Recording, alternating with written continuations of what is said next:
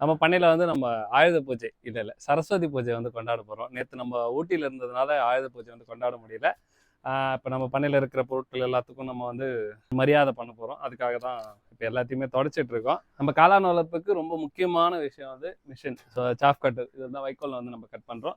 அடுத்து பார்த்தீங்கன்னா ட்ரம், இதெல்லாம் நம்ம வைக்கோல் வந்து ஊற வைக்கிறோம். அடுத்து முக்கியமான விஷயம் வாங்க இந்த ட்ரையர். ஏன்னா நம்ம வேலையை ரொம்ப ஈஸியாக்குறது இந்த ட்ரையர் தான். நம்ம இதுக்கும் வந்து மரியாதை பண்ண போகிறோம். வைக்கோல், இந்த வைக்கோலுக்கெல்லாம் பூஜை போட்டு கற்பூரம் ஏத்தனா மொத்தமா போயிடும்.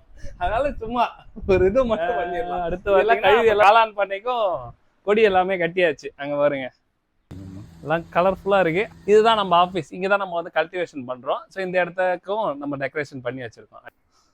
ஆஃபீஸே எப்படி ஜொலிக்குது பாருங்க.